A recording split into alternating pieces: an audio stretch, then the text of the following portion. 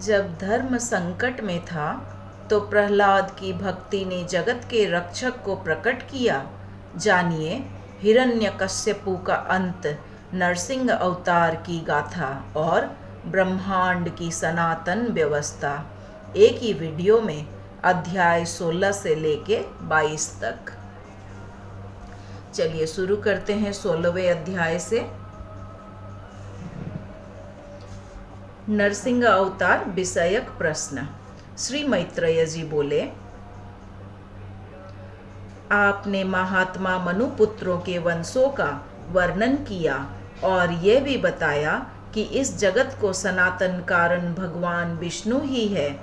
किंतु भगवान आपने जो कहा है कि दैत्य श्रेष्ठ प्रहलाद जी को न तो अग्नि ने ही भस्म किया और न उन्होंने अस्त्र शस्त्रों से आघात किए जाने पर ही आपने प्राणों को छोड़ा, तथा पाशब्द होकर समुद्र के जल में पड़े रहने पर उनके हिलते डुलते हुए अंगों से आहत होकर पृथ्वी डगमगाने लगी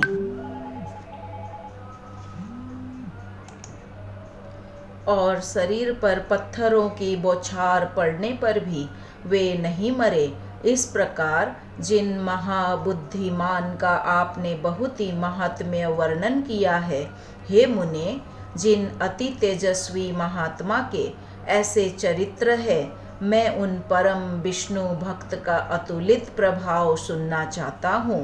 हे मुनिवर, वे तो बड़े ही धर्मपरायण थे, फिर दैत्यों ने उन्हें क्यों अस्त्र शस्त्रों से पीड़ित किया और क्यों समुद्र के जल में डाला? उन्होंने किस लिए उन्हें पर्वतों से दबाया? किस कारण सर्पों से डसाया? क्यों पर्वत शिखर से गिराया और क्यों अग्नि में डलवाया?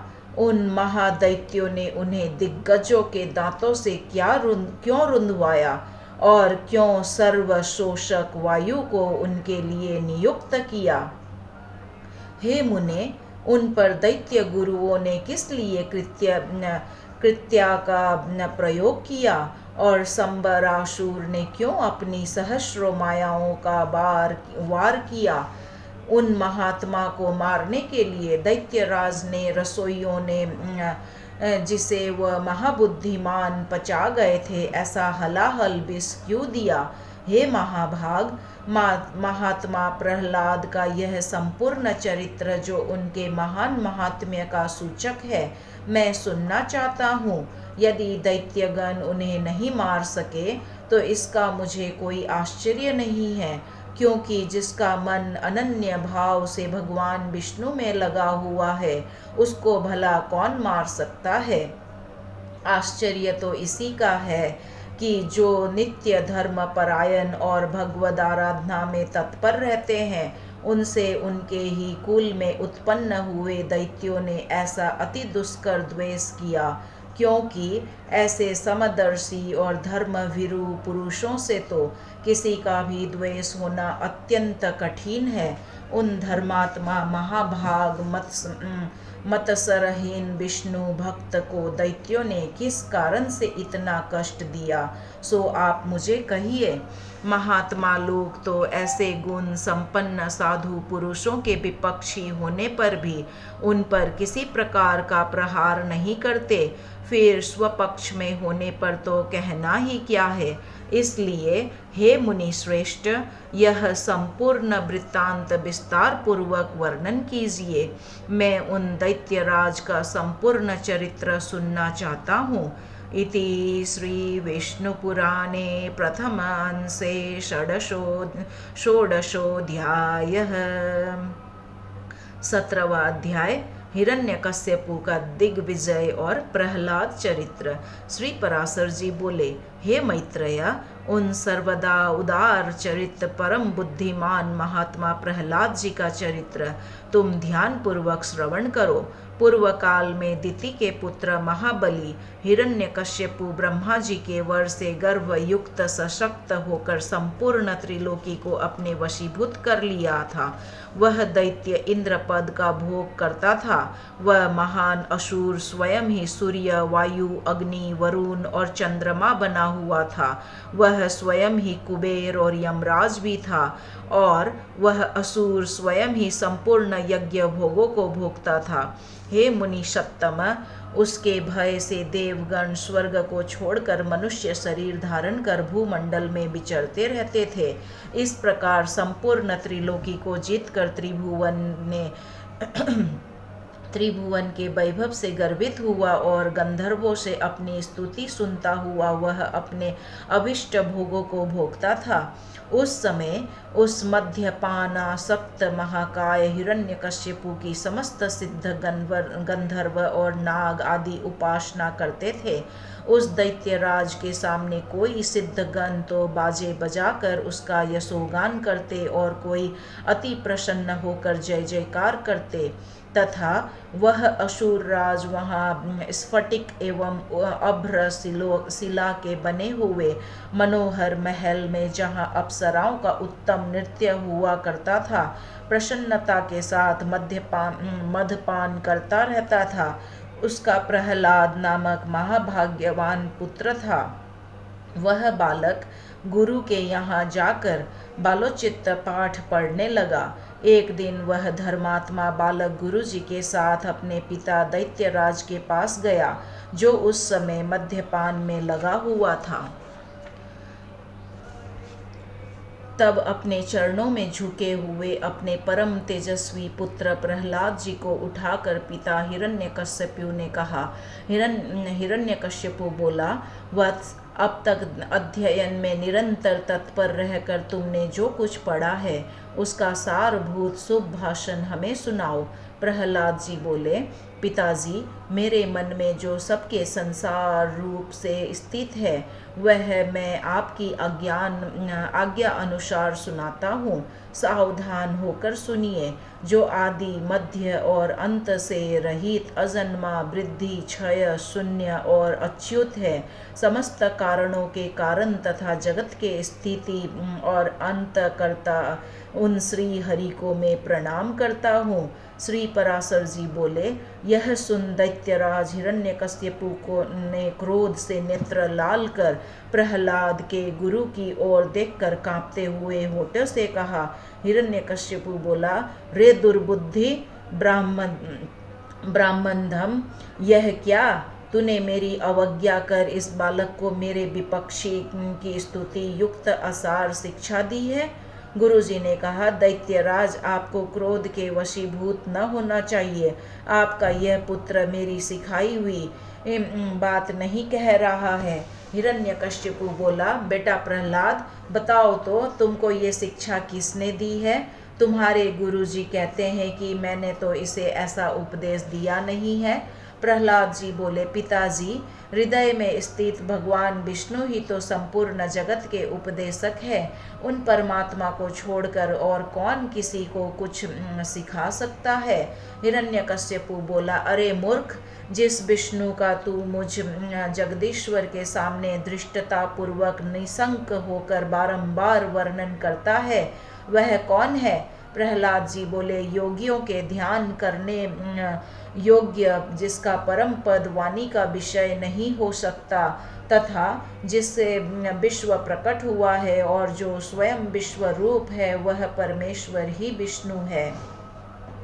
हिरण्यकश्यपु बोला, अरे मूढ़, तेरे रहते हुए और कौन परमेश्वर कहाँ जा सकता है? अरे मूढ़, मेरे रहते हुए और कौन परमेश्वर कहाँ जा सकता है? फिर भी तू मौत के मुख में जाने की इच्छा से बारंबार ऐसा बक रहा है। प्रहलाद जी बोले, हे तात, वह ब्रह्मभूत विष्णु तो केवल मेरा ही नहीं बल्कि संपूर्ण प्रजा और आपका भी कर्ता नियंता और परमेश्वर है। आप प्रसन्न होइए, व्यर्थ को क्रोध क्यों करते हैं। हिरण्यकश्यपु बोला, अरे कौन पापी इस दुर्बुद्धि बालक के हृदय में घुस बैठा है, जिससे आविष्ट चित्त होकर यह ऐसे अमंगल वचन बोलता है। प्रहलाद जी बोले, पिताजी, वे विष्णु भगवान तो मेरे ही हृदय में नहीं बल्कि संपूर्ण लोकों में स्थित है। वे सर्वगामी तो मुझको, आपको, सबको और समस्त प्राणियों को अपनी अपनी चेष्टाओं में प्रवृत्त करते हैं। हिरण्यकश्यपु बोला, इस पापी को यहाँ से निकालो और गुरु के यहाँ ले जाकर इसका भली प्रकार शासन करो। इस दुर्मति को न जाने किसने मेरे विपक्षी की प्रशंसा में नियुक्त कर दिया है। श्री पराशर जी बोले, उसके ऐसा कहने पर दैत्यगण उस बालक को फिर गुरुजी के यहाँ ले गए और वे वहाँ गुरुजी की रात दिन भली प्रकार सेवा शुश्रूषा करते हुए विद्याध्ययन करने लगे। बहुत काल व्यतीत हो जाने पर दैत्यराज ने प्रहलाद जी को फिर बुलाया और कहा, बेटा, आज कोई गाथा कथा सुनाओ। प्रहलाद जी बोले, जिनसे प्रधान पुरुष और यह चराचर जगत उत्पन्न हुआ है, वे सकल प्रपंच के कारण श्री विष्णु भगवान हम पर प्रसन्न हो। हिरण्यकश्यपु बोला, अरे ये बड़ा दुरात्मा है, इसको मार डालो। अब इसके जीने से कोई लाभ नहीं है, क्योंकि स्वपक्ष की हानि करने वाला होने से यह तो अपने कुल के लिए अंगार रूप हो गया है। श्री पराशर जी बोले, उसकी ऐसी आज्ञा होने पर सैकड़ों हजारों दैत्यों ने बड़े बड़े अस्त्र शस्त्र लेकर उन्हें मारने के लिए तैयार हुए। प्रहलाद जी बोले, अरे दैत्यों, भगवान विष्णु तो शस्त्रों में, तुम लोगों में और मुझ में सर्वत्र ही स्थित है। इस सत्य के प्रभाव से इन अस्त्र शस्त्रों को मेरे ऊपर कोई प्रभाव न हो। श्री पराशर जी बोले, तब तो उन सैकड़ों दैत्यों ने शस्त्र समूह का आघात होने पर भी उनको तनिक भी वेदना न हुई। वे फिर भी ज्यों के त्यों नवीन बल संपन्न ही रहे। हिरण्यकश्यपु बोला, रे दुर्बुद्धे, अब तू विपक्षी की स्तुति करना छोड़ दे। जा, मैं तुझे अभय दान देता हूँ, अब और अधिक नादान मत हो। प्रहलाद जी बोले, हे तात, जिनके स्मरण मात्र से जन्म, जरा और मृत्यु आदि के समस्त भय दूर हो जाते हैं, उन सकल भयकारी अनंत के हृदय में स्थित रहते मुझे भय कहाँ रह सकता है। हिरण्यकश्यपु बोला, अरे सर्पो, इस अत्यंत दुर्बुद्धि और दुराचारी को अपने विषाग्नि संतप्त मुखों से काट कर शीघ्र ही नष्ट कर दो। श्री पराशर जी बोले, ऐसी आज्ञा होने पर अति क्रूर और विषधर तक्षक आदि सर्पों ने उनके समस्त अंगों में काटा, किंतु उन्हें तो श्री कृष्ण चंद्र में आसक्त चित्त रहने के कारण भगवत स्मरण के परमानंद में डूबे रहने से उन महासर्पों के काटने पर भी अपने शरीर की कोई सुधि नहीं हुई। सर्प बोले, हे दैत्यराज, देखो हमारी दाढ़ें टूट गई, मनियाँ चटखने लगी, फणों में पीड़ा होने लगी और हृदय कांपने लगा, तथापि इसकी त्वचा तो जरा भी नहीं कटी। इसलिए अब आप हमें कोई और कार्य बताइए। हिरण्यकश्यपु बोला, हे दिग्गजों, तुम सब अपने संकीर्ण दांतों को मिलाकर मेरे शत्रु पक्ष द्वारा बहकाकर मुझसे विमुख किए हुए इस बालक को मार डालो। देखो, मैं अरणि से उत्पन्न हुआ अग्नि उसी को जला डालता है, उसी प्रकार कोई कोई जिससे उत्पन्न होते हैं उसी के नाश करने वाले हो जाते हैं। श्री पराशर जी बोले, तब पर्वत शिखर के समान विशाल काय दिग्गजों ने उस बालक को पृथ्वी पर पटक कर अपने दांतों से खूब रौंदा, किंतु श्री गोविंद का स्मरण करते रहने से हाथियों के हजारों दांत उनके वक्ष स्थल से टकरा कर टूट गए। तब उन्होंने पिता हिरण्यकश्यपु से कहा, ये जो हाथियों के वज्र के समान कठोर दांत टूट गए हैं, इसमें मेरा कोई बल नहीं है। यह तो श्री जनार्दन भगवान महाविपत्ति और क्लेशों के नष्ट करने वाले स्मरण का ही प्रभाव है। हिरण्यकश्यपु बोला, अरे दिग्गजो, तुम हट जाओ। दैत्यगण, तुम अग्नि जलाओ और हे वायु, तुम अग्नि को प्रज्वलित करो, जिससे इस पापी को जला डाला जाए। श्री पराशर जी बोले, तब अपने स्वामी की आज्ञा से दानवगण काष्ठ के एक बड़े ढेर में स्थित उस असुर राजकुमार को अग्नि प्रज्वलित करके जलाने लगे। प्रहलाद जी बोले, हे तात, पवन से प्रेरित हुआ भी यह अग्नि मुझे नहीं जलाता। मुझको तो सभी दिशाएं ऐसी शीतल प्रतीत होती है, मानो मेरे चारों ओर कमल बिछे हुए हो। श्री पराशर जी बोले, तदंतर शुक्र जी के पुत्र बड़े वाग्मी महात्मा संडामर्क आदि पुरोहित गण सामनीति से दैत्यराज की बड़ाई करते हुए बोले। पुरोहित बोले, हे राजन, अपने इस बालक पुत्र के प्रति अपना क्रोध शांत कीजिए। आपको तो देवताओं पर ही क्रोध करना चाहिए, क्योंकि उसकी सफलता तो वही है। हे राजन, हम आपके इस बालक को ऐसी शिक्षा देंगे जिससे यह विपक्ष के नाश का कारण होकर आपके प्रति अति विनीत हो जाएगा। हे दैत्यराज, बाल्य अवस्था तो सब प्रकार के दोषों का आश्रय होती है, इसलिए आपको इस बालक पर अत्यंत क्रोध का प्रयोग नहीं करना चाहिए। यदि हमारे कहने से भी यह विष्णु का पक्ष नहीं छोड़ेगा, तो हम इसको नष्ट करने के लिए किसी प्रकार न टलने वाली कृत्या उत्पन्न करेंगे। श्री पराशर जी ने कहा, पुरोहितों के इस प्रकार प्रार्थना करने पर दैत्यराज ने दैत्यों द्वारा प्रहलाद को अग्नि समूह से बाहर निकलवाया। फिर प्रहलाद जी गुरु जी के यहाँ रहते हुए उनके पढ़ा चुकने पर अन्य दानव कुमारों को बार बार उपदेश देने लगे। प्रहलाद जी बोले, हे दैत्य कुलोत्पन्न असुर बालकों, सुनो, मैं तुम्हें परमार्थ का उपदेश करता हूँ। तुम इसे अन्यथा न समझना, क्योंकि मेरे ऐसा कहने में किसी प्रकार का लोभादि कारण नहीं है।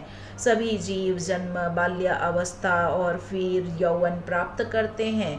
तत्पश्चात दिन दिन वृद्धा अवस्था की प्राप्ति भी अनिवार्य ही है। और हे दैत्य राजकुमारों, फिर यह जीवन मृत्यु के मुख में चला जाता है। यह हम और तुम सभी प्रत्यक्ष देखते हैं। मरने पर पुनर्जन्म होता है, यह नियम भी कभी नहीं टलता। इस विषय में श्रुति स्मृति रूप आगम भी प्रमाण है कि बिना उपदान के कोई वस्तु उत्पन्न नहीं होती। पुनर्जन्म प्राप्त कराने वाली गर्भावास आदि जितनी अवस्थाएं हैं, उन सब को दुख रूपी जानो। मनुष्य मूर्खता व क्षुधा, तृष्णा और शीतादि की शांति को सुख मानते हैं, परंतु वास्तव में तो दुख मात्र ही है। जिनका शरीर वातादि दोष से अत्यंत शिथिल हो जाता है, उन्हें जिस प्रकार व्यायाम सुखप्रद प्रतीत होता है, उसी प्रकार जिनकी दृष्टि भ्रांति ज्ञान से ढकी हुई है, उन्हें दुख ही सुख रूप जान पड़ता है। अहो, कहाँ तो कफ आदि महाघृणित पदार्थों का समूह रूप शरीर, और कहाँ कांति, शोभा, सौंदर्य एवं रमणीयता आदि दिव्य गुण। तथापि मनुष्य इस घृणित शरीर में कांति आदि का आरोप कर सुख मानने लगता है। यदि किसी मूढ़ पुरुष की मांस, रुधिर, पीप, विष्टा, मूत्र, श्यानु, मज्जा और अस्थियों के समूह रूप इस शरीर में प्रीति हो सकती है, तो उसे नरक भी प्रिय लग सकता है। अग्नि, जल और भात क्रमशः शीत, तृषा और क्षुधा के कारण ही सुखकारी होते हैं, और इनके प्रतियोगी जल आदि भी अपने से भिन्न अग्नि आदि के कारण ही सुख के हेतु होते हैं। हे दैत्य कुमारों, विषयों का जितना जितना संग्रह किया जाता है उतना उतना ही वे मनुष्य के चित्त में दुख बढ़ाते हैं। जीव अपने मन को प्रिय लगने वाले जितने ही संबंधों को बढ़ाता जाता है उतने ही उसके हृदय में शोक रूपी शल्य कांटे स्थिर होते जाते हैं। घर में जो कुछ धन धान्य आदि होते हैं, मनुष्य के जहाँ तहाँ परदेश में रहने पर भी वे पदार्थ उसके चित्त में बने रहते हैं और उनके नाश और दाह आदि की सामग्री भी उसी में मौजूद रहती है। अर्थात घर में स्थित पदार्थों के सुरक्षित रहने पर भी मन स्थिति पदार्थों के नाश आदि की भावना से पदार्थ नाश का दुख प्राप्त हो जाता है। इस प्रकार जीते जी तो यहाँ महान दुख होता ही है, मरने पर भी यम यातनाओं का और गर्भ प्रवेश का उग्र कष्ट भोगना पड़ता है। यदि तुम गर्भावास में लेस मात्र भी सुख का अनुमान होता है तो कहो सारा संसार इसी प्रकार अत्यंत दुखमय है। इसीलिए दुखों के परम आश्रय इस संसार समुद्र में एकमात्र विष्णु भगवान ही आप लोगों की परम गति है। यह मैं सर्वथा सत्य कहता हूँ। ऐसा मत समझे कि हम तो अभी बालक हैं, क्योंकि जरा यौवन और जन्म आदि अवस्थाएं तो देह की ही धर्म है। शरीर का अधिष्ठता आत्मा तो नित्य है, उसमें यह कोई धर्म नहीं है।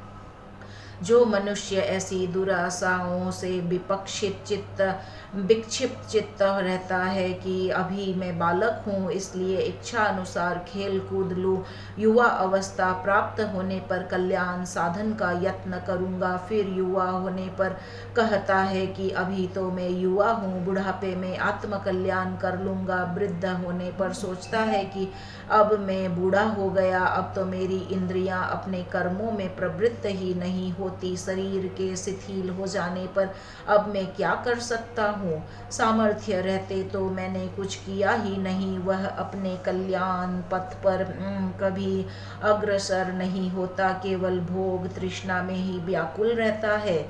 मूर्ख लोग अपने बाल्य अवस्था में खेल कूद में लगे रहते हैं, युवा अवस्था में विषयों में फंस जाते हैं और बुढ़ापा आने पर उसे असमर्थता का कारण व्यर्थ ही काटते हैं।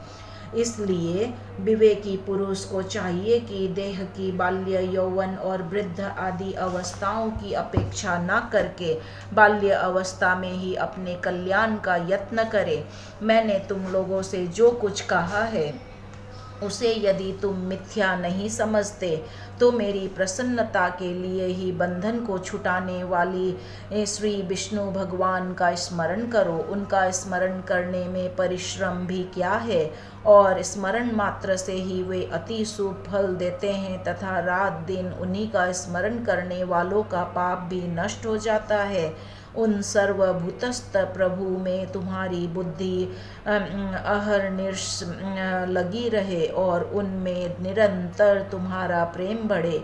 इस प्रकार तुम्हारे समस्त क्लेश दूर हो जाएंगे, जबकि यह सभी संसार ताप त्रय से दग्ध हो रहा है।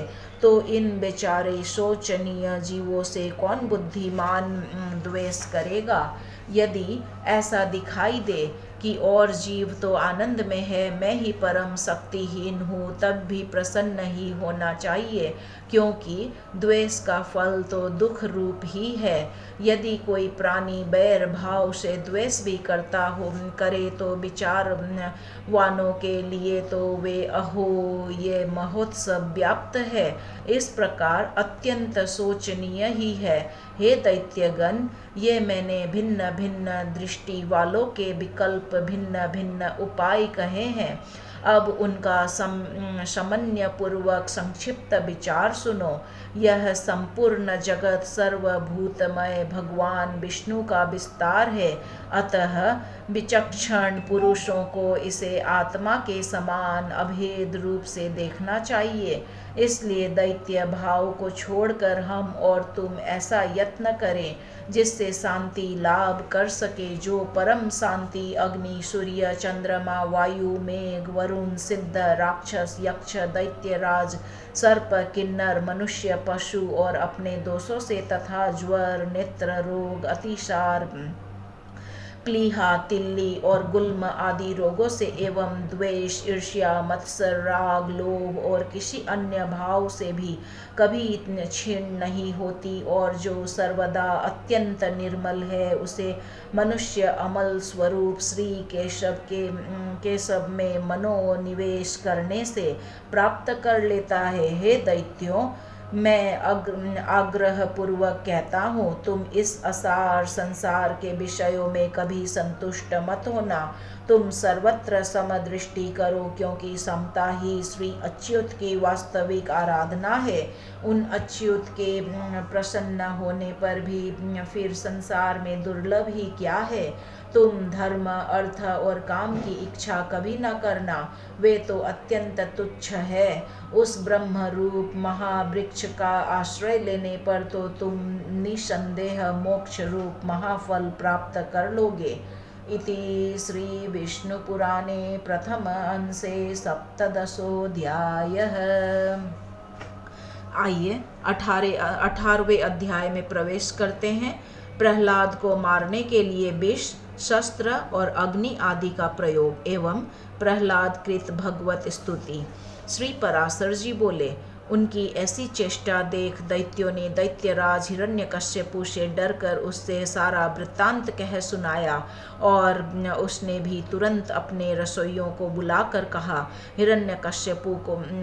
कश्यपु बोला, अरे शुद्धगण, मेरा यह दुष्ट और दुर्मति पुत्र औरों को भी कुमार्ग का उपदेश देता है, अतः तुम शीघ्र ही इसे मार डालो। तुम उसे उसके बिना जाने समस्त खाद्य पदार्थों में हलाहल विष मिला कर दो, और किसी प्रकार का सोच विचार न कर उस पापी को मार डालो। श्री पराशर जी बोले, तब उन रसोइयों ने महात्मा प्रहलाद को जैसी कि उनके पिता ने आज्ञा दी थी उसी के अनुसार विष दे दिया।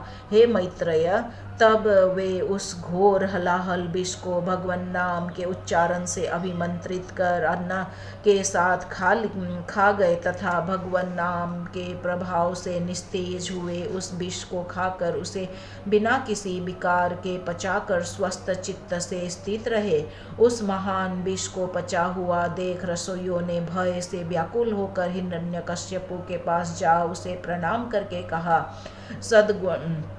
शुद्धगण बोले, हे दैत्यराज, हमने आपकी आज्ञा से अत्यंत तीक्ष्ण विष दिया था, तथापि आपके पुत्र प्रहलाद ने उसे अन्न के साथ पचा लिया।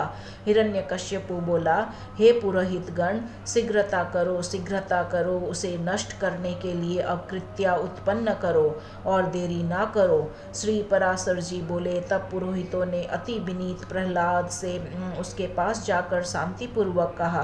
पुरोहित बोले, हे आयुष्मान, तुम त्रिलोकी में विख्यात ब्रह्मा जी के कुल में उत्पन्न हुए हो और दैत्यराज हिरण्यकश्यपु के पुत्र हो। तुम्हें देवता, अनंत अथवा और भी किसी से क्या प्रयोजन है? तुम्हारे पिता तुम्हारे तथा संपूर्ण लोकों के आश्रय है, और तुम भी ऐसे ही होगे। इसलिए तुम यह विपक्ष की स्तुति करना छोड़ दो। तुम्हारे पिता सब प्रकार प्रशंसनीय है, और वे ही समस्त गुरुओं में परम गुरु हैं। प्रहलाद जी बोले, हे महाभागगण, यह ठीक ही है। इस संपूर्ण त्रिलोकी में भगवान मरीचि का यह महान कुल अवश्य ही प्रशंसनीय है, इसमें कोई कुछ भी अन्यथा नहीं कह सकता। और मेरे पिताजी भी संपूर्ण जगत में बहुत ही बड़े पराक्रमी हैं, ये भी मैं जानता हूँ। यह बात भी बिल्कुल ठीक है, अन्यथा नहीं। और आपने जो कहा है कि समस्त गुरुओं में पिता ही परम गुरु है, इसमें भी मुझे लेश मात्र भी संदेह नहीं है। पिताजी परम गुरु है और प्रयत्न पूर्वक पूजनीय है, इसमें कोई संदेह नहीं। और मेरे चित्त में भी यही विचार स्थित है कि मैं उनका कोई अपराध नहीं करूँगा।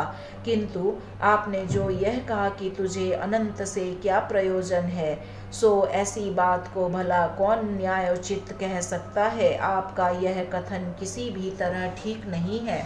ऐसा कहकर वे उनका गौरव रखने के लिए चुप हो गए और फिर हंसकर कहने लगे, तुझे अनंत से क्या प्रयोजन है, इस विचार को धन्यवाद है।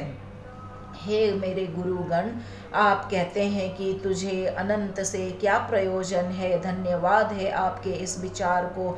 अच्छा, यदि आपको बुरा न लगे तो मुझे अनंत से जो प्रयोजन है सो सुनिए। धर्म, अर्थ, काम और मोक्ष, ये 4 पुरुषार्थ कहे जाते हैं। ये चारों ही जिनसे सिद्ध होते हैं, उनसे क्या प्रयोजन। आपके इस कथन को क्या कहा जाए। उन अनंत से ही दक्ष और मरीचि आदि तथा अन्यान्य ऋषिश्वरों को धर्म, किन्हीं अन्य मुनीश्वरों को अर्थ एवं अन्य किन्हीं को काम की प्राप्ति हुई है। किन्हीं अन्य महापुरुषों ने ज्ञान, ध्यान और समाधि के द्वारा उन्हीं के तत्वों को जानकर अपने संसार बंधन को काटकर मोक्ष पद प्राप्त किया है। अतः संपत्ति, ऐश्वर्य, महात्म्य, ज्ञान, संतति और कर्म तथा मोक्ष, इन सब की एकमात्र मूल श्री हरि की आराधना ही उपार्जनीय है। हे द्विजगण, इस प्रकार जिनसे अर्थ, धर्म, काम और मोक्ष, ये चारों ही फल प्राप्त होते हैं, उनके लिए भी आप ऐसा क्यों कहते हैं कि अनंत से तुझे क्या प्रयोजन है और बहुत कहने से क्या लाभ। आप लोग तो मेरे गुरु हैं, उचित अनुचित सभी कुछ कह सकते हैं और मुझे तो विचार भी बहुत ही कम है। इस विषय में अधिक क्या कहा जाए। मेरे विचार से तो सबके अंतःकरणों में स्थित एकमात्र वे ही संसार के स्वामी तथा उसके रचयिता, पालक और संहारक है। वे ही भोक्ता और भोज्य तथा वे ही एकमात्र जगदीश्वर है। हे गुरुगण, मैंने बाल्य भाव से यदि कुछ अनुचित कहा हो तो आप क्षमा करें। पुरोहित गण बोले, अरे बालक, हमने तो यह समझ करके कि तू फिर ऐसी बात न कहेगा तुझे अग्नि में जलने से बचाया। हम यह नहीं जानते थे कि तू ऐसा बुद्धिहीन है। रे दुर्मते, यदि तू हमारे कहने से अपने इस मोहमय आग्रह को नहीं छोड़ेगा तो हम तुझे नष्ट करने के लिए कृत्या उत्पन्न करेंगे। प्रहलाद जी बोले, कौन जीव किससे मारा जाता है और कौन किससे रक्षित होता है। शुभ और अशुभ आचरणों के द्वारा आत्मा स्वयं ही अपनी रक्षा और नाश करता है। कर्मों के कारण ही सब उत्पन्न होते हैं और कर्म ही उनकी शुभाशुभ गतियों के साधन है। इसलिए प्रयत्न पूर्वक शुभ कर्मों का ही आचरण करना चाहिए। श्री पराशर जी बोले, उनके ऐसा कहने पर उन दैत्यराज के पुरोहितों ने क्रोधित होकर अग्नि शिखा के समान प्रज्वलित शरीर वाली कृत्या उत्पन्न कर दी। उस अति भयंकरी ने अपने पादघात से पृथ्वी को कंपित करते हुए वहां प्रकट होकर बड़े क्रोध से प्रहलाद जी की छाती में त्रिशूल से प्रहार किया। किंतु उस बालक के वक्षस्थल में लगते ही वह तेजोमय त्रिशूल टूटकर पृथ्वी पर गिर पड़ा और वहां गिरने से भी उसके सैकड़ों टुकड़े हो गए। जिस हृदय में निरंतर अक्षुण्ण भाव से श्री हरि भगवान विराजते हैं, उसमें लगने से तो वज्र के भी टुक टुक हो जाते हैं। त्रिशूल की तो बात ही क्या है। उन पापी पुरोहितों ने उस निष्पाप बालक पर कृत्या का प्रयोग किया था, इसलिए तुरंत ही उसने उन पर वार किया और स्वयं भी नष्ट हो गई। अपने गुरुओं को कृत्य द्वारा जलाए जाते देख महामती प्रहलाद, हे कृष्ण रक्षा करो, हे अनंत बचाओ, ऐसा कहते हुए उनकी ओर दौड़े। प्रहलाद जी कहने लगे, हे सर्वव्यापी विश्वरूप विश्व सृष्टा जनार्दन, इन ब्राह्मणों की इस मंत्राग्नि रूप दुस्सह दुख से रक्षा करो। सर्वव्यापी जगत गुरु भगवान विष्णु सभी प्राणियों में व्याप्त है। इस सत्य के प्रभाव से ये पुरोहित गण जीवित हो जाए। यदि मैं सर्वव्यापी और अक्षय श्री विष्णु भगवान को अपने विपक्षियों में भी देखता हूँ तो ये पुरोहित गण जीवित हो जाए। जो लोग मुझे मारने के लिए आए, जिन्होंने मुझे विष दिया, जिन्होंने आग में जलाया, जिन्होंने दिग्गजों से पीड़ित कराया और जिन्होंने सर्पों से डसाया, उन सब के प्रति यदि मैं समान मित्र भाव से रहा हूँ और मेरी कभी पाप बुद्धि नहीं हुई तो उस सत्य के प्रभाव से ये दैत्य पुरोहित जी उठे। श्री पराशर जी बोले, ऐसा कहकर उनके स्पर्श करते ही वे ब्राह्मण स्वस्थ होकर उठ बैठे और उस विनयावनत बालक से कहने लगे। पुरोहितगण बोले, हे वत्स, तू बड़ा श्रेष्ठ है। तू दीर्घ आयु, निर्द्वंद बल, वीर्य संपन्न तथा पुत्र पौत्र एवं धन ऐश्वर्य आदि से संपन्न हो। श्री पराशर जी बोले, हे महामुने, ऐसा कह पुरोहितों ने दैत्यराज हिरण्यकश्यपु के पास जा उसे सारा समाचार ज्यों का त्यों सुना दिया। इति श्री विष्णु पुराणे प्रथम अंशे अष्टदशोऽध्यायः। 19वां अध्याय प्रहलाद कृत भगवत गुण वर्णन और प्रहलाद की रक्षा के लिए भगवान का सुदर्शन चक्र को भेजना। श्री पराशर जी बोले, हिरण्यकश्यपु कृत्या को भी विफल हुई सुन अपने पुत्र प्रहलाद को बुलाकर उनके इस प्रभाव का कारण पूछा। हिरण्यकश्यपु बोला, अरे प्रहलाद, तू बड़ा प्रभावशाली है। तेरी ये चेष्टाएं मंत्रादि जनित है या स्वाभाविक ही है? श्री पराशर जी बोले, पिता के इस प्रकार पूछने पर दैत्य कुमार प्रहलाद जी ने उसके चरणों में प्रणाम कर इस प्रकार कहा, पिताजी, मेरा यह प्रभाव न तो मंत्रादि जनित है और न स्वाभाविक ही है, बल्कि जिसके हृदय में श्री अच्युत भगवान का निवास होता है उसके लिए यह सामान्य बात है। जो मनुष्य अपने समान दूसरों का बुरा नहीं सोचता है, हे तात, कोई कारण न रहने से उसका भी कभी बुरा नहीं होता। जो मनुष्य मन, वचन या कर्म से दूसरों को कष्ट देता है उसके उस पर पीड़ा रूप बीज से ही उत्पन्न हुआ उसको अत्यंत अशुभ फल मिलता है। अपने सहित समस्त प्राणियों में श्री केशव को वर्तमान समझकर मैं न तो किसी का बुरा चाहता हूँ और न कहता या करता ही हूँ। इस प्रकार सर्वत्र शुभ चित्त होने से मुझको शारीरिक, मानसिक, दैविक अथवा भौतिक दुख किस प्रकार प्राप्त हो सकता है? इसी प्रकार भगवान को सर्वभूतमय जानकर विद्वानों को सभी प्राणियों में अविचल भक्ति प्रेम करनी चाहिए। श्री पराशर जी बोले, अपने महल की अट्टालिका पर बैठे हुए उस दैत्यराज ने यह सुनकर क्रोधांध हो अपने दैत्य अनुचरों से कहा।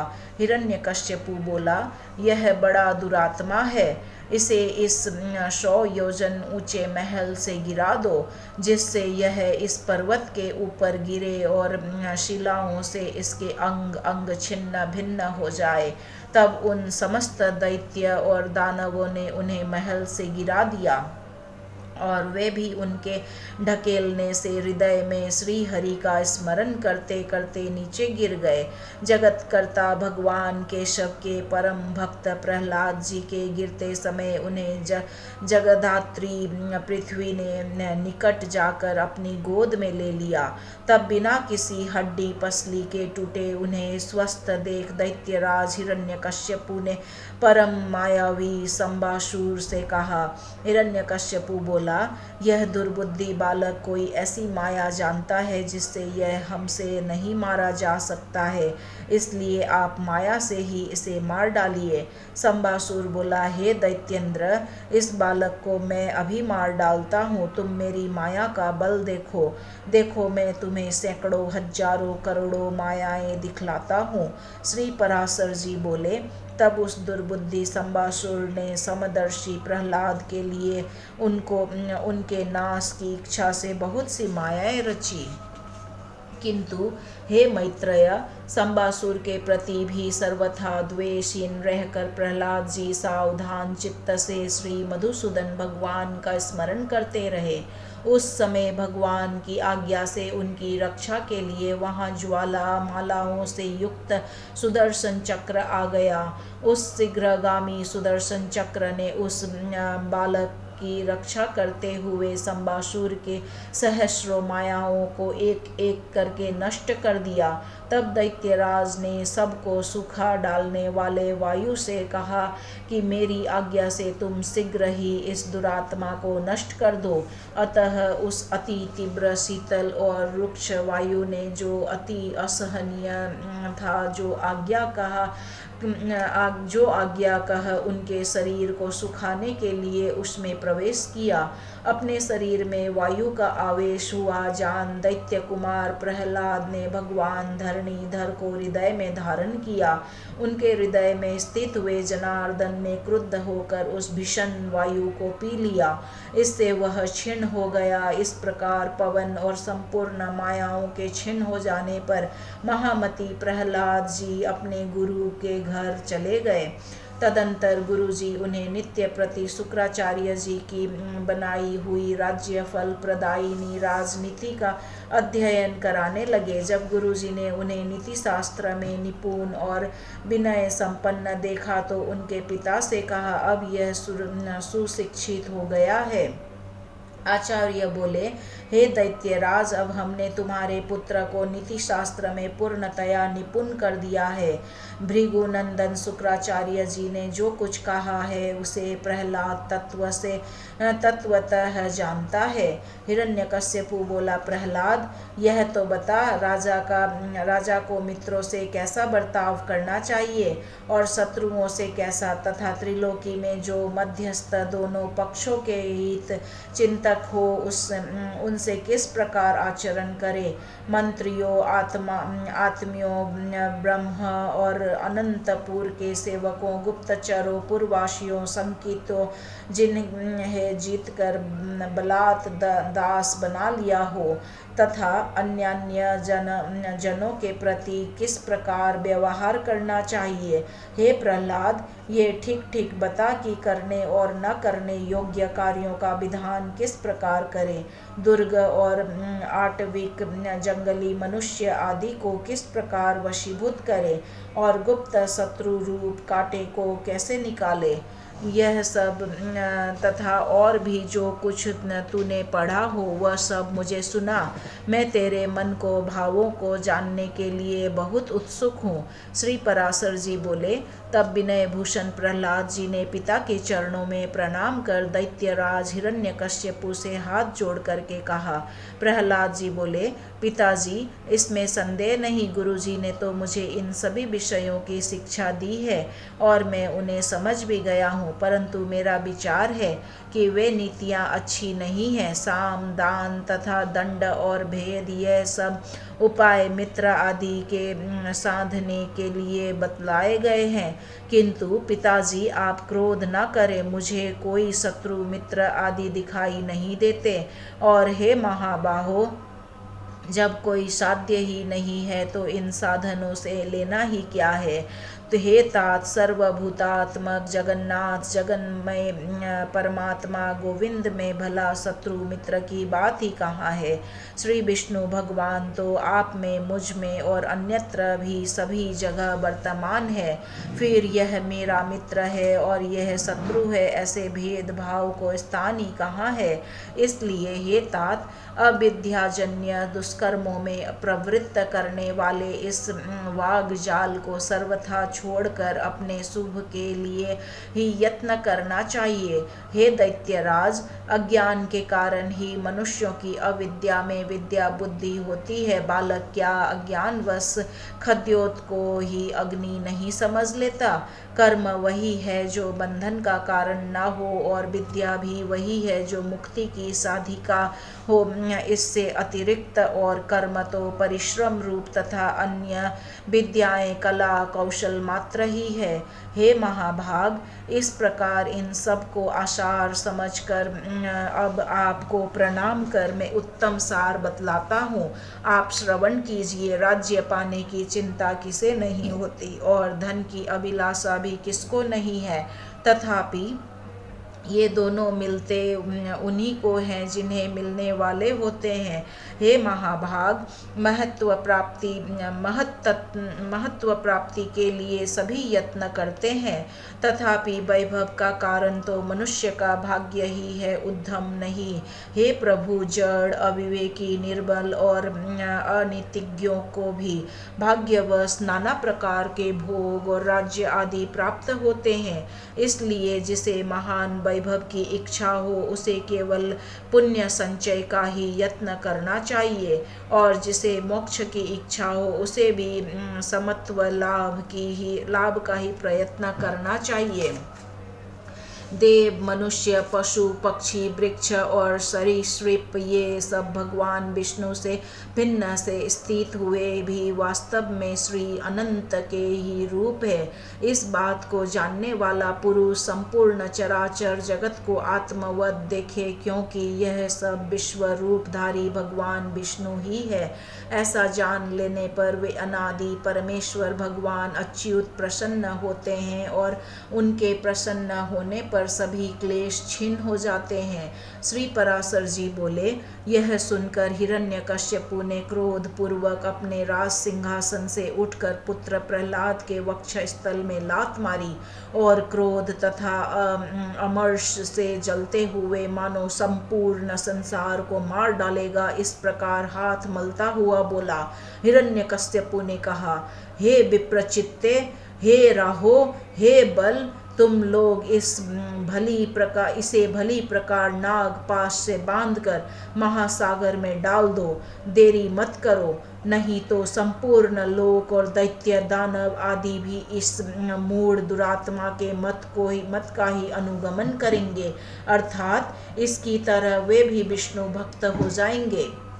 हमने इसे बहुतेरा रोका, तथापि यह दुष्ट शत्रु की ही स्तुति किए जाता है। ठीक है, दुष्टों को तो मार देना ही लाभदायक होता है। श्री पराशर जी बोले, तब उन दैत्यों ने अपने स्वामी की आज्ञा को शिरोधार्य कर तुरंत ही उन्हें नागपाश से बांधकर समुद्र में डाल दिया। उस समय प्रहलाद जी के हिलने डुलने से संपूर्ण महासागर में हलचल मच गई, और अत्यंत क्षोभ के कारण उसमें सब और ऊंची ऊंची लहरें उठने लगी। हे महामते, उस महान जलपूर से संपूर्ण पृथ्वी को डूबती देख हिरण्यकश्यपु ने दैत्यों से इस प्रकार कहा। हिरण्यकश्यपु बोला, अरे दैत्यों, तुम इस दुर्मति को इस समुद्र के भीतर ही किसी और से खुला न कर रख कर सब ओर से संपूर्ण पर्वतों से दबा दो। देखो, इसे न तो अग्नि ने जलाया, न शस्त्रों ने काटा, न सर्पों से नष्ट हुआ, और न वायु, विष और कृत्या से ही छिन्न हुआ, तथा न ये मायाओं से ऊपर से गिराने से ही अथवा दिग्गजों से ही मारा गया। यह बालक अत्यंत दुष्ट चित्त है, अब इसके जीवन का कोई प्रयोजन नहीं है। अतः अब यह पर्वतों से लादा हुआ हजारों वर्ष तक जल में ही पड़ा रहे, इससे यह दुर्मति स्वयं ही प्राण छोड़ देगा। तब दैत्य और दानवों ने उसे समुद्र में ही पर्वतों से ढक कर उसके ऊपर हजारों योजन का ढेर कर दिया। उन महामती ने समुद्र में पर्वतों से लाद दिए जाने पर अपने नित्य कर्मों के समय एकाग्र चित्त से श्री अच्युत भगवान की इस प्रकार स्तुति की। प्रहलाद जी बोले, हे कमल नयन, आपको नमस्कार है। हे पुरुषोत्तम, आपको नमस्कार है। हे सर्वलोकात्मन, आपको नमस्कार है। हे तीक्ष्ण चक्रधारी प्रभु, आपको बारंबार नमस्कार है। गो ब्राह्मण हितकारी ब्रह्मण्य देव भगवान कृष्ण को नमस्कार है। जगत हितकारी श्री गोविंद को बारंबार नमस्कार है। आप ब्रह्मा रूप से विश्व की रचना करते हैं, फिर उसके स्थित हो जाने पर विष्णु रूप से पालन करते हैं और अंत में रुद्र रूप से संहार करते हैं। ऐसे त्रिमूर्तिधारी आपको नमस्कार है। हे अच्युत देव, यक्ष असुर सिद्ध नाग गंधर्व किन्नर पिशाच राक्षस मनुष्य पशु पक्षी स्थावर पिपीलिका चींटी सरीसृप पृथ्वी जल अग्नि आकाश वायु शब्द स्पर्श रूप रस गंध मन बुद्धि आत्मा काल और गुण, इन सब के परमार्थिक रूप आप ही हैं। वास्तव में आप ही ये सब हैं। आप ही विद्या और अविद्या, सत्य और असत्य तथा विष और अमृत हैं, तथा आप ही वेदोक्त प्रवृत्त और निर्वृत्त कर्म है। हे विष्णु, आप ही समस्त कर्मों के भोक्ता और उनकी सामग्री है, तथा सर्व कर्मों के जितने भी फल है वे सब भी आप ही है। हे प्रभु, मुझ में तथा अन्यत्र समस्त भूतों और भुवनों में आप ही के गुण और ऐश्वर्य की सूची का व्याप्ति हो रही है। योगीगण आप ही का ध्यान धरते हैं और याज्ञिकगण आप ही का यजन करते हैं, तथा पितृगण और देवगण के रूप से एक आप ही हव्य और कव्य के भोक्ता है। हे ईश, यह निखिल ब्रह्मांड ही आपका स्थूल रूप है। उससे सूक्ष्म यह संसार पृथ्वी मंडल है। उससे भी सूक्ष्म ये भिन्न भिन्न रूपधारी समस्त प्राणी हैं। उनमें भी जो अंतरात्मा है वह और भी अत्यंत सूक्ष्म है। उससे भी परे जो सूक्ष्म आदि विशेषणों का अविषय आपका कोई अचिंत्य परमात्मा स्वरूप है, उन पुरुषोत्तम रूप आपको नमस्कार है। हे सर्वात्मन, समस्त भूतों में आपकी जो गुणाश्रया पराशक्ति है, हे सुरेश्वर, उस नित्य रूपिणी को नमस्कार है, जो वाणी और मन के परे है, विशेषण रहित तथा ज्ञानियों के ज्ञान से परिच्छेद्य है। वह उस स्वतंत्र पराशक्ति की मैं वंदना करता हूँ।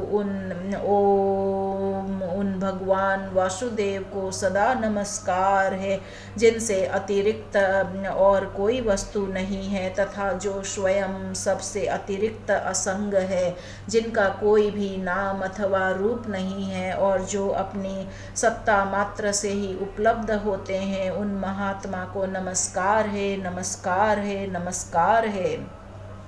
जिनके पर स्वरूप को न जानते हुए ही देवतागण उनके अवतार शरीर का सम्यक अर्चन करते हैं, उन महात्मा को नमस्कार है। जो ईश्वर सबके अंतःकरणों में स्थित होकर उनके शुभाशुभ कर्मों को देखते हैं, उन सर्व साक्षी विश्वरूप परमेश्वर को मैं नमस्कार करता हूँ, जिनसे यह जगत सर्वथा अभिन्न है। और उन श्री विष्णु भगवान को नमस्कार है। वे जगत के आदि कारण और योगियों के ध्येय अव्यय हरि मुझ पर प्रसन्न हो, जिनमें यह संपूर्ण विश्व ओत प्रोत है। वे अक्षर अव्यय और सबके आधारभूत हरि मुझ पर प्रसन्न हो। ओम, जिनमें सब कुछ स्थित है, जिनसे सब उत्पन्न हुआ है और जो स्वयं सब कुछ तथा सबके आधार है, उन श्री विष्णु भगवान को नमस्कार है। उन्हें बारंबार नमस्कार है। भगवान अनंत सर्वगामी है, अतः वे ही मेरे रूप से स्थित है। इसलिए यह संपूर्ण जगत मुझ ही से हुआ है। मैं ही यह सब कुछ हूँ और मुझ सनातन में ही यह सब स्थित है। मैं ही अक्षय नित्य और आत्मधार परमात्मा हूँ, तथा मैं ही जगत के आदि और अंत में स्थित ब्रह्म संज्ञक परम पुरुष हूँ। इति श्री विष्णुपुराणे प्रथम अंशे एकोनविंशोऽध्यायः। श्री कृष्णार्पणमस्तु। 20वां अध्याय प्रहलाद कृत भगवत स्तुति और भगवान का आविर्भाव। श्री पराशर जी बोले, हे द्विज, इस प्रकार भगवान विष्णु को अपने से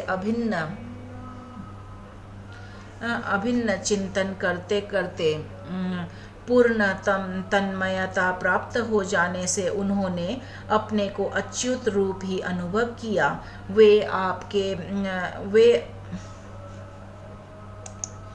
वे अपने आप को भूल गए। उस समय उन्हें श्री विष्णु भगवान के अतिरिक्त और कुछ भी प्रतीत न होता था। बस केवल यही भावना चित्त में थी कि मैं ही अव्यय और अनंत परमात्मा हूँ। उस भगवान के योग से वे छिन्न पाप हो गए और उनके शुद्ध अंतःकरण में ज्ञान स्वरूप अच्युत श्री विष्णु भगवान विराजमान हुए। हे मैत्रेय, इस प्रकार योग बल से असुर प्रहलाद जी के विष्णुमय हो जाने पर उनके विचलित होने से वे नागपाश एक क्षण भर में ही टूट गए। भ्रमणशील ग्रहगण और तरल तरंगों से पूर्ण संपूर्ण महासागर क्षुब्ध हो गया तथा पर्वत और वनोपनों से पूर्ण समस्त पृथ्वी हिलने लगी तथा महामती प्रहलाद जी अपने ऊपर दैत्यों द्वारा लादे गए उस संपूर्ण पर्वत समूह को दूर फेंककर जल से बाहर निकल आए। तब आकाशदीप दिरूप जगत को फिर देखकर उन्हें चित्त में यह पुनः भान हुआ कि मैं प्रहलाद हूँ, और उन महाबुद्धिमान ने मन, वाणी और शरीर के संयम पूर्वक धैर्य धारण कर एकाग्र चित्त से पुनः भगवान अनादि पुरुषोत्तम की स्तुति की।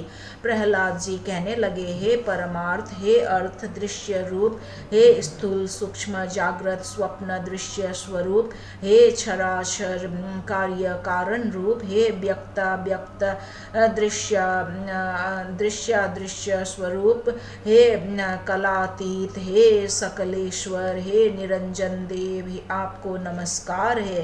हे गुणों को अनुरंजित करने वाले, हे गुणाधार, हे निर्गुणात्मन, हे गुणस्थित, हे मूर्त और अमूर्त रूप महामूर्तिमान, हे सूक्ष्म मूर्ते, हे प्रकाश स्वरूप, आपको नमस्कार है। हे विकराल और सुंदर रूप, हे विद्या और अविद्यामय अच्युत, हे सदसत कार्य कारण रूप, जगत के उद्भव स्थान और सदस जगत के पालक, आपको नमस्कार है।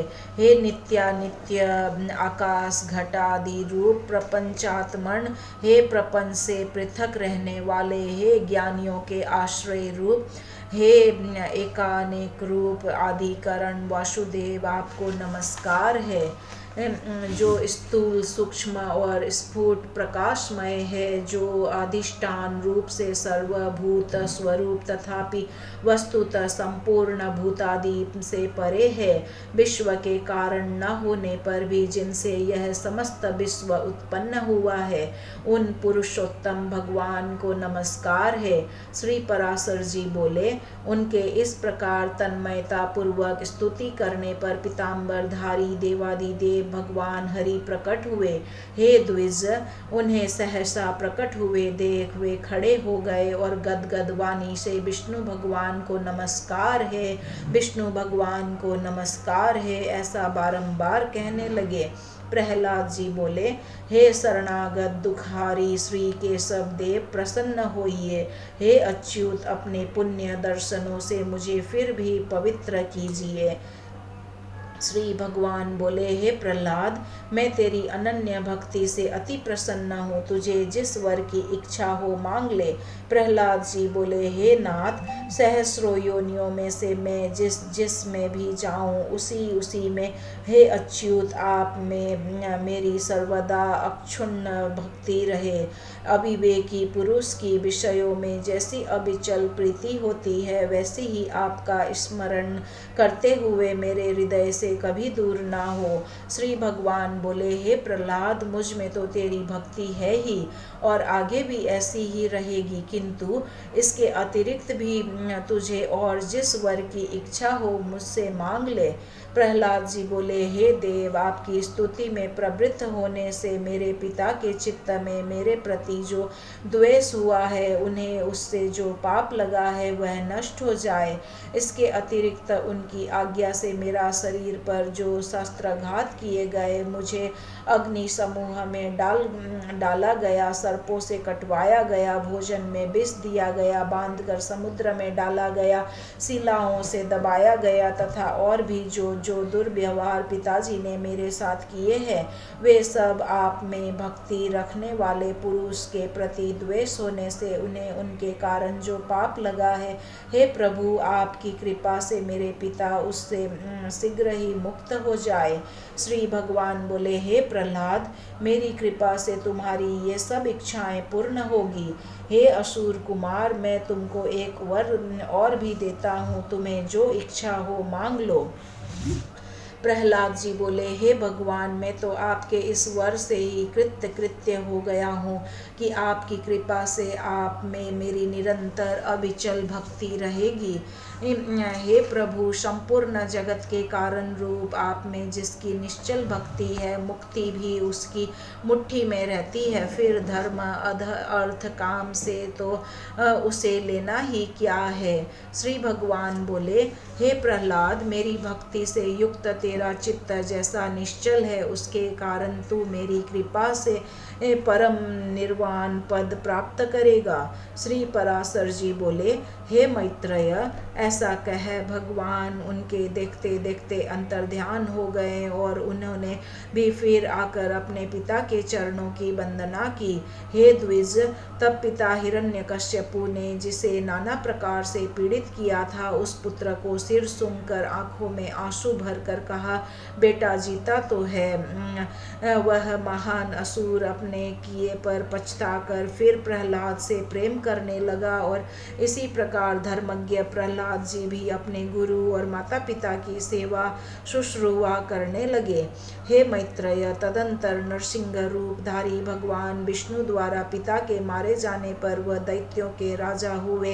हे द्विज, फिर प्रारब्ध क्षयकारिणी राज्य लक्ष्मी, बहुत से पुत्र पौत्र आदि तथा परम ऐश्वर्य पाकर कर्माधिकार के क्षीण होने पर पुण्य पाप से रहित हो भगवान का ध्यान करते हुए उन्होंने परम निर्वाण पद प्राप्त किया। हे मैत्रेय, जिनके विषय में तुमने पूछा था, वे परम भागवत भक्त महामती दैत्य प्रवर प्रहलाद जी ऐसे प्रभावशाली हुए। उन महात्मा प्रहलाद जी के इस चरित्र को तो जो पुरुष सुनता है, उसके पाप शीघ्र ही नष्ट हो जाते हैं। हे मैत्रेय, इसमें संदेह नहीं कि मनुष्य प्रहलाद चरित्र सुनने के या पढ़ने से दिन रात के निरंतर किए हुए पाप से अवश्य छूट जाता है। हे द्विज, पूर्णिमा, अमावस्या, अष्टमी तथा द्वादशी को इसे पढ़ने से मनुष्य का गोदान का फल मिलता है। जिस प्रकार भगवान ने प्रहलाद जी की संपूर्ण आपत्तियों से रक्षा की थी, उसी प्रकार वे सर्वदा उसकी भी रक्षा करते हैं जो उनका चरित्र सुनता है। इति श्री विष्णु पुराणे प्रथम अंशे विंशोऽध्यायः। श्री कृष्णार्पणम् अस्तु। 21वां अध्याय कश्यप जी की अन्य स्त्रियों के वंश एवं मरुदगण की उत्पत्ति का वर्णन। श्री पराशर जी बोले, सल्हाद के पुत्र आयुष्मान, शिवी और वास्कल थे तथा प्रहलाद के पुत्र विरोचन थे और विरोचन से बलि का जन्म हुआ। हे महामुने, बलि के 100 पुत्र थे, जिनमें वानासुर सबसे बड़ा था। हिरण्याक्ष के पुत्र उत्कुर, शकुनी, भूत संतापन, महानाभ, महाबाहु तथा कालनाभ आदि सभी महाबलवान थे। कश्यप जी जी की एक दूसरी स्त्री दनु के पुत्र द्विर्मूर्धा, सांबर, अयोमुख, शंकुशिरा, कपिल, शंकर, एक चक्र, महाबाहु, तारक, महाबल, स्वरभानु, वृषपर्वा, महाबली, पुलोम और परम पराक्रमी विप्रचित्त थे। ये सब दनु के पुत्र विख्यात हैं। स्वरभानु की कन्या प्रभा थी तथा शर्मिष्ठा, उपदानी और हयशिरा ये वृषपुरवा की परम सुंदरी कन्याएं विख्यात है। वैश्वानर की पुलोमा और काल का 2 पुत्रियां थी। हे महाभाग, ये दोनों कन्याएं मरीच नंदन कश्यप जी की भार्या हुई। उनके पुत्र 60,000 दानव श्रेष्ठ हुए। मरीच नंदन कश्यप जी के वे सभी पुत्र पौलोम और काल के कहलाए। इनके सिवा विप्रचित्ति के सिंहिका के गर्भ से और भी बहुत से महाबलवान, भयंकर और अति क्रूर पुत्र उत्पन्न हुए। वे व्यंस, शल्य, बलवान, नभ, महाबली, वातापी, नमुची, इलवल, खश्रीम, अंधक, नरक, कालनाभ, महावीर, स्वरभानु और महादैत्य वक्त्र योधी थे। ये सब दानव श्रेष्ठ दनु के वंश को बढ़ाने वाले थे। इनके और भी सैकड़ों हजारों पुत्र पौत्र आदि हुए।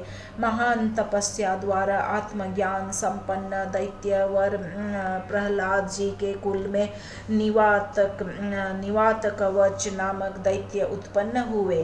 कश्यप जी की स्त्री ताम्रा की शुकी, शयनी, भासी, सुग्रीवी, सुचि और गिद्धिका ये 6 अति प्रभावशालिनी कन्याएं कही जाती है। शुकी से सुक, उलूक एवं उलूकों की प्रतिपक्षी काक आदि उत्पन्न हुए तथा शयनी से शयन, बाज, भासी से भास और गिद्धिका से गिद्धों का जन्म हुआ। सुचि से जल के पक्षीगण और सुग्रीवी से अश्व, उष्ट्र और गर्दभों की उत्पत्ति हुई। इस प्रकार यह ताम्र का वंश कहा जाता है। बिनता के गरुड़ और अरुण ये दो पुत्र विख्यात है।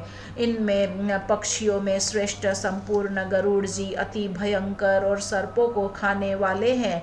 हे ब्राह्मण, सूरसा से सहस्रों सर्प उत्पन्न हुए जो बड़े ही प्रभावशाली, आकाश में विचरण करने वाले, अनेक सिरों वाले और बड़े विशालकाय थे। और कद्रु के पुत्र भी महाबली और अमित तेजस्वी अनेक सिर वाले सहस्रों सर्पों हुए ही जो गरुड़ जी के वशवर्ती थे। उनमें से शेष, वासुकी, तक्षक, शंख, श्वेत, महापद्म, कंबल, अश्वतर, एलापुत्र, नाग, कारकोटक, धनंजय तथा और भी अनेक उग्र, विषधर एवं काटने वाले सर्प प्रधान है। क्रोधवशा के पुत्र क्रोधवश गण है। वे सभी बड़ी बड़ी दाढ़ों वाले, भयंकर और कच्चा मांस खाने वाले जलचर, स्थलचर एवं पक्षीगण है। महाबली पिशाचों को भी क्रोधा ने ही जन्म दिया है। सुरभि से गौ और महिष आदि की उत्पत्ति हुई तथा ईरा से वृक्ष, लता, बैल और सब प्रकार के तृण उत्पन्न हुए। खसा ने यक्ष और राक्षसों को, मुनि ने अप्सराओं को तथा अरिष्ठा ने अति समर्थ गंधर्वों को जन्म दिया। यह सब स्थावर जंगम कश्यप जी की संतान हुए। इनके और भी सैकड़ों हजारों पुत्र पौत्र आदि हुए। हे ब्राह्मण, यह स्वरोचिस मनवंतर की सृष्टि का वर्णन कहा जाता है। वैवस्वत मनवंतर के आरंभ में महान वरुण यज्ञ हुआ, उसमें ब्रह्मा जी होता थे और अब मैं उनकी प्रजा का वर्णन करता हूँ। हे साधु श्रेष्ठ, पूर्व मनवंतर में जो सप्त ऋषिगण स्वयं ब्रह्मा जी के मानस पुत्र रूप से उत्पन्न हुए थे, उन्हीं को ब्रह्मा जी ने इस कल्प में गंधर्व, नाग, देव और दानव आदि के पितृ रूप से निश्चित किया। पुत्रों के नष्ट हो जाने पर दिति ने कश्यप जी को प्रसन्न किया, उसकी सम्यक आराधना से संतुष्ट हो तपस्वियों में श्रेष्ठ कश्यप जी ने उसे वर देकर प्रसन्न किया। उस समय उसने इंद्र के वध करने में समर्थ एक अति तेजस्वी पुत्र का वर मांगा। मुनि श्रेष्ठ कश्यप जी ने अपनी भार्या दिति को वह वर दिया और उस अति उग्र वर को देते हुए वे उससे बोले, यदि तुम भगवान के ध्यान में तत्पर रहकर अपना गर्भ शौच और संयम पूर्वक 100 वर्ष तक धारण कर सकती हो तो तुम्हारा पुत्र इंद्र को मारने वाला होगा। ऐसा कहकर मुनि कश्यप जी ने उस देवी से संगमन किया और उसने बड़े शौच पूर्वक रहते हुए वह गर्भ धारण किया। उस गर्भ को अपने वध का कारण जान देवराज इंद्र भी विनय पूर्वक उसकी सेवा करने के लिए आ गए। उसके शौच आदि में कभी कोई अंतर पड़े यही देखने की इच्छा से इंद्र वहां हर समय उपस्थित रहते थे। अंत में 100 वर्ष में कुछ ही कमी रहने पर उन्होंने एक अंतर देख ही लिया। एक दिन दिति बिना चरण शुद्धि किए ही अपनी सैया पर लेट गई। उस समय निद्रा ने उसे घेर लिया। तब इंद्र हाथ में वज्र लेकर उसकी कुक्षी में घुस गया और उस महागर्भ के 7 टुकड़े कर डाले। इस प्रकार वज्र से पीड़ित होने से वह गर्भ जोर जोर से रोने लगा। इंद्र ने उससे पुनः पुनः कहा कि मत रो, किंतु जब वह गर्भ 7 भागों में विभक्त हो गया और फिर भी न मरा तो इंद्र ने अत्यंत कुपित हो अपने शत्रु विनाशक वज्र से एक एक के साथ 7 टुकड़े और कर दिए। वे ही अति वेगवान मरुत नामक देवता हुए। भगवान इंद्र ने जो उससे कहा था कि माँ रोदी ही मत रो, इसीलिए वे मरुत कहलाए। ये 49 मरुदगण रुद्र इंद्र के सहायक देवता हुए। इति श्री विष्णु पुराणे प्रथम अंशे 51ोऽध्यायः। श्री कृष्णार्पणमस्तु। 22वां अध्याय विष्णु भगवान की विभूति और जगत की व्यवस्था का वर्णन। श्री पराशर जी बोले, पूर्व काल में महर्षियों ने जब महाराज पृथु को राज्य पद पर अभिषिक्त किया तो लोक पितामह श्री ब्रह्मा जी ने भी क्रम से राज्यों का बंटवारा किया। ब्रह्मा जी ने नक्षत्र, ग्रह, ब्राह्मण, संपूर्ण वनस्पति और यज्ञ तथा तप आदि के राज्य पर चंद्रमा को नियुक्त किया। इसी प्रकार विश्रवा के पुत्र कुबेर जी को राजाओं का, वरुण को जलों का, विष्णु को आदित्यों का और अग्नि को वसुगणों का अधिपति बनाया। दक्ष को प्रजापतियों का, इंद्र को मरुदगण का तथा प्रहलाद जी को दैत्य और दानवों का आधिपत्य दिया। पितृगण के राज्य पद पर धर्मराज यम को अभिषिक्त किया और संपूर्ण गजराजाओं को स्वामित्व ऐरावत को दिया। गरुड़ को पक्षियों का, इंद्र को देवताओं का, उच्च श्रवा को घोड़ों का और वृषभ को गौओं का अधिपति बनाया। प्रभु ब्रह्मा जी ने समस्त मृगों, वन्य पशुओं का राज्य सिंह को दिया और सर्पों का स्वामी शेषनाग को बनाया। स्थावरों का स्वामी हिमालय को, मुनि जनों का कपिल देव जी को और नख तथा दाहड़ वाले मृगगण का राजा व्याघ्र बाघ को बनाया तथा प्लक्ष पाकर को वनस्पतियों का राजा किया। इसी प्रकार ब्रह्मा जी ने और जातियों के प्राधान्य की भी व्यवस्था की। इस प्रकार राज्यों का विभाग करने के अनंतर प्रजापतियों के स्वामी ब्रह्मा जी ने सब और दिक्पालों की स्थापना की। उन्होंने पूर्व दिशा में वैराज प्रजापति के पुत्र राजा शुंधवा को दिक्पाल पद पर अभिषिक्त किया तथा दक्षिण दिशा में कदर्म प्रजापति के पुत्र राजा शंखपद की नियुक्ति की। कभी च्युत न होने वाले राजपुत्र महात्मा केतुमान को उन्होंने पश्चिम दिशा में स्थापित किया और पर्जन्य प्रजापति के पुत्र अति दुर्धर्ष राजा हिरण्य रोमा को उत्तर दिशा में अभिषिक्त किया। वे आज तक 7 द्वीप और अनेकों नगरों से युक्त इस संपूर्ण पृथ्वी का अपने अपने विभाग अनुसार धर्म पूर्वक पालन करते हैं। हे मुनि सत्तम, ये तथा अन्य भी जो संपूर्ण राजा लोग हैं वे सभी विश्व के पालन में प्रवृत्त परमात्मा श्री विष्णु भगवान के विभूति रूप है। हे द्विजोत्तम, जो जो भूताधिपति पहले हो गए हैं और जो जो आगे होंगे वे सभी सर्वभूत भगवान विष्णु के अंश है। जो जो भी देवताओं, दैत्यों, दानवों और मांस भोजियों के अधिपति हैं, जो जो पशुओं, पक्षियों, मनुष्यों, सर्पों और नागों के अधिनायक है, जो जो वृक्षों, पर्वतों और ग्रहों के स्वामी हैं तथा और भी भूत, भविष्यत एवं वर्तमान कालीन जितने भूतेश्वर है वे सभी सर्वभूत भगवान विष्णु के अंश से उत्पन्न हुए हैं। हे महाप्राज्ञ, सृष्टि के पालन कार्य में प्रवृत्त सर्वेश्वर श्री हरि को छोड़कर और किसी में भी पालन करने की शक्ति नहीं है।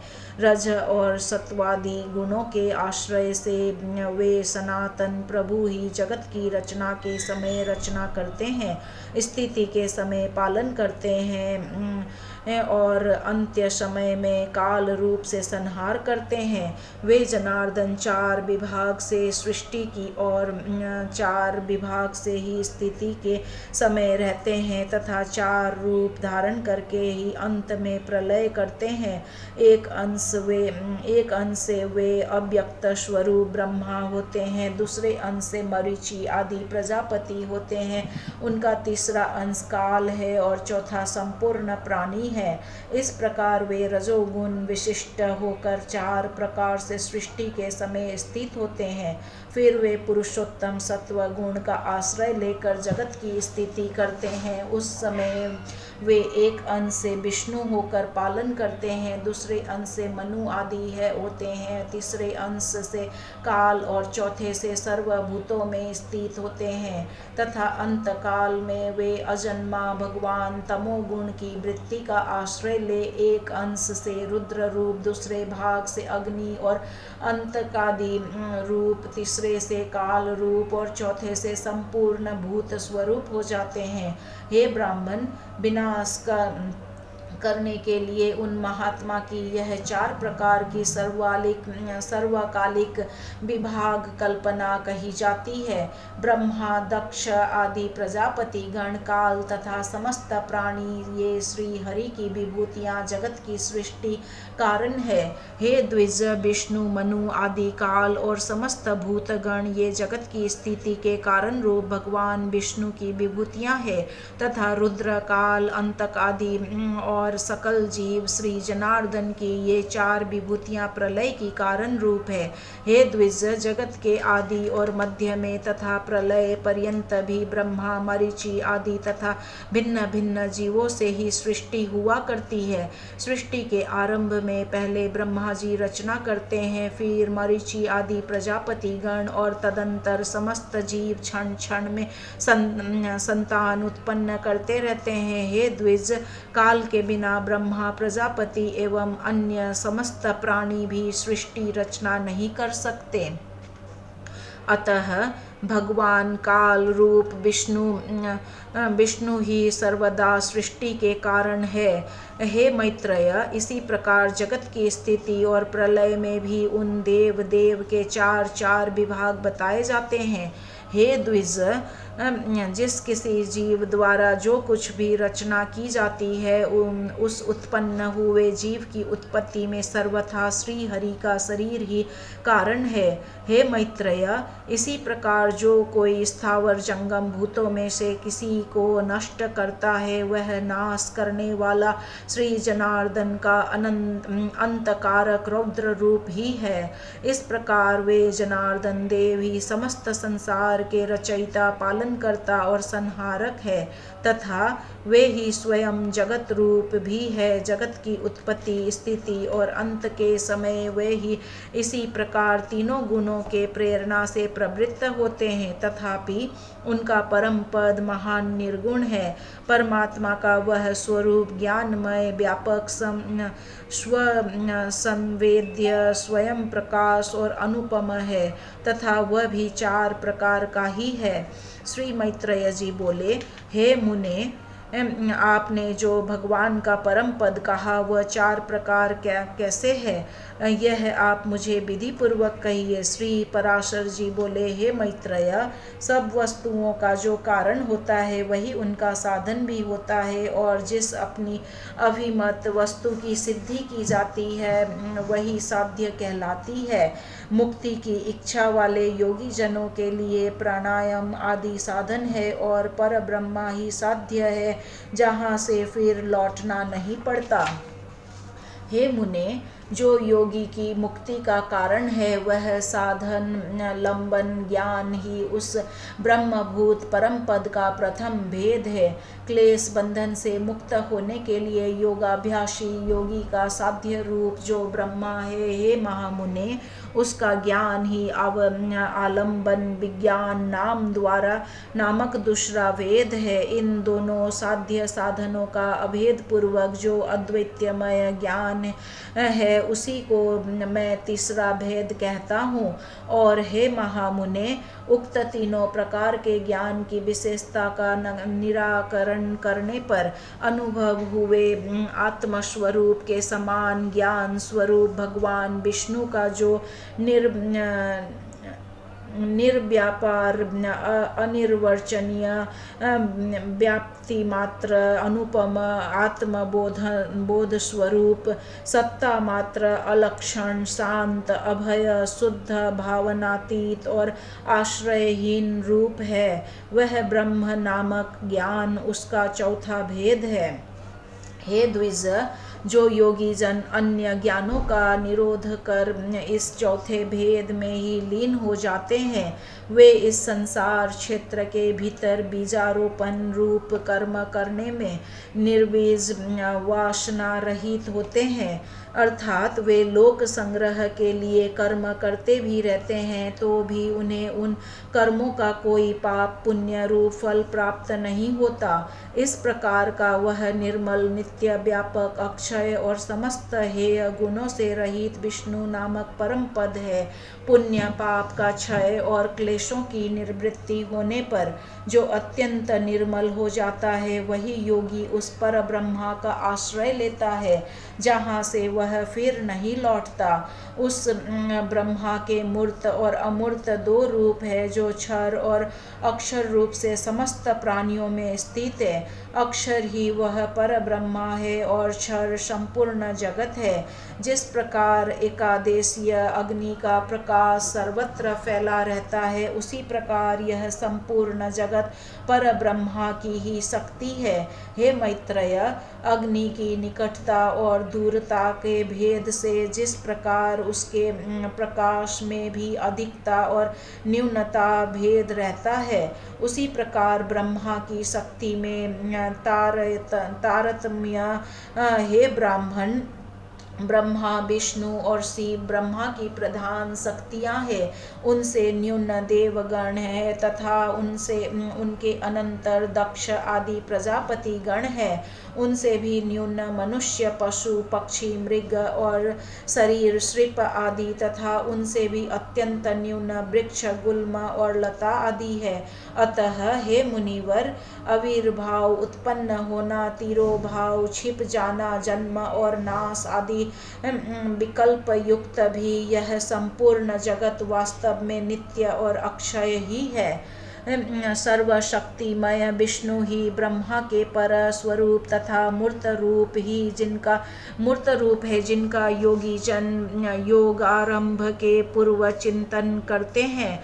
हे मुने, जिनमें मन को सम्यक प्रकार से निरंतर एकाग्र करने वालों को आलंबन युक्त सबीज समप्रज्ञात महायोग की प्राप्ति होती है। हे महाभाग, हे सर्व ब्रह्ममय श्री विष्णु भगवान समस्त पराशक्तियों में प्रधान और ब्रह्मा के अत्यंत निकटवर्ती मूर्त ब्रह्म स्वरूप है। हे मुने, उन्हीं में यह संपूर्ण जगत ओतप्रोत है, उन्हीं से उत्पन्न हुआ है, उन्हीं में स्थित है और स्वयं वे ही समस्त जगत है। चराचरमय कार्य कारण रूप ईश्वर विष्णु ही इस पुरुष प्रकृतिमय संपूर्ण जगत को अपने आभूषण और आयुध रूप से धारण करते हैं। श्री मैत्रेय जी बोले, भगवान विष्णु इस संसार को भूषण और आयुध रूप से किस प्रकार धारण करते हैं, यह आप मुझसे कहिए। श्री पराशर जी बोले, हे मुने, जगत का पालन करने वाले अप्रमेय श्री विष्णु भगवान को नमस्कार कर अब मैं जिस प्रकार वशिष्ठ जी ने मुझसे कहा था वह तुम्हें सुनाता हूँ। इस जगत के निर्लेप तथा निर्गुण और निर्मल आत्मा को अर्थात शुद्ध क्षेत्रज्ञ स्वरूप को श्री हरि कौस्तुभ मणि रूप से धारण करते हैं। श्री अनंत ने प्रधान को श्री वत्स रूप से आश्रय दिया है और बुद्धि श्री माधव की गदा रूप से स्थित है। भूतों के कारण तामस अहंकार और इंद्रियों के कारण राजस अहंकार, इन दोनों को वे शंख और सारंग धनुष से धारण करते हैं। अपने वेग से पवन को भी पराजित करने वाला अत्यंत चंचल सात्विक अहंकार रूप मन श्री विष्णु भगवान के कर कमलों में स्थित चक्र का रूप धारण करता है। हे द्विज, भगवान गदाधार की जो मुक्ता माणिक्य मरकत इंद्रानील और हरिकमयी पंचरूपा वैजंती माला है, वह पंच तन्मात्राओं और पंचभूतों का ही संघात है। जो ज्ञान और कर्ममयी इंद्रियां हैं, उन सब को श्री जनार्दन भगवान बाण रूप से धारण करते हैं। भगवान अच्युत जो अत्यंत निर्मल खड्ग धारण करते हैं, वह अविद्यामय कोश से आच्छादित विद्यामय ज्ञान ही है। हे मैत्रेय, इस प्रकार पुरुष प्रधान बुद्धि अहंकार पंचभूत मन इंद्रिया तथा विद्या और अविद्या सभी श्री ऋषिकेश में आश्रित है। श्री हरि रूप रहित होकर भी माया रूप से प्राणियों के कल्याण के लिए इन सब को अस्त्र और भूषण रूप से धारण करते हैं। इस प्रकार वे कमल नयन परमेश्वर सविकार प्रधान निर्विकार पुरुष तथा संपूर्ण जगत को धारण करते हैं। जो कुछ भी विद्या अविद्या सत असत तथा अव्यय रूप है, हे मैत्रेय, वह सब सर्वभूतेश्वर श्री मधुसूदन में ही स्थित है। कला काष्ठा निमेष दिन ऋतु अयन और वर्ष रूप से वे काल स्वरूप निष्पाप अव्यय श्री हरि ही विराजमान है। हे मुनि श्रेष्ठ, भूलोक भूअरलोक और स्वरलोक तथा मह जन तप और सत्य आदि सातों लोक भी सर्वव्यापक भगवान ही है। सभी पूर्वजों के पूर्वज तथा समस्त विद्याओं के आधार श्री हरि ही स्वयं लोकमय स्वरूप से स्थित है। निराकार और सर्वेश्वर श्री अनंत ही भूत स्वरूप होकर देव मनुष्य और पशु आदि नाना रूपों से स्थित है। ऋक् यजु साम और अथर्व वेद इतिहास महाभारत आदि उपवेद आयुर्वेद आदि वेदांत वाक्य समस्त वेदांग मनु आदि कथित समस्त धर्म शास्त्र पुराण आदि सकल शास्त्र आख्यान अनुवाक कल्पसूत्र तथा समस्त काव्य चर्चा और राग रागिनी आदि जो कुछ भी है, वे सब शब्द मूर्तिधारी परमात्मा विष्णु का ही शरीर है। इस लोक में अथवा कहीं और भी जितने मूर्त अमूर्त पदार्थ है, वे सब उन्हीं का शरीर है। मैं तथा यह संपूर्ण जगत जनार्दन श्री हरि ही हैं, उनसे भिन्न और कुछ भी कार्य कारण आदि नहीं है। जिसके चित्त में ऐसी भावना है उसे फिर देहजन्य राग द्वेष आदि द्वंद्व रूप रोग की प्राप्ति नहीं होती। हे द्विज, इस प्रकार तुमसे इस पुराण के पहले अंश का यथावत वर्णन किया। इसका श्रवण करने से मनुष्य समस्त पापों से मुक्त हो जाता है। हे मैत्रेय, 12 वर्ष तक कार्तिक मास में पुष्कर क्षेत्र में स्नान करने से भी जो फल होता है वह सब मनुष्य को इसके श्रवण मात्र से मिल जाता है। हे मुने, देव ऋषि गंधर्व पितृ और यक्ष आदि की उत्पत्ति का श्रवण करने वाले पुरुष को वे देवादि वरदायक हो जाते हैं। इति श्री विष्णु पुराणे प्रथम अंशे द्वाविंशोऽध्यायः। श्री कृष्णार्पणमस्तु। प्रथम अंश यहाँ पर संपूर्ण हुआ और अब अगले एपिसोड में हम शुरू करेंगे द्वितीय अंश का पहला अध्याय। जय श्री हरि, जय श्री हरि, जय श्री हरि।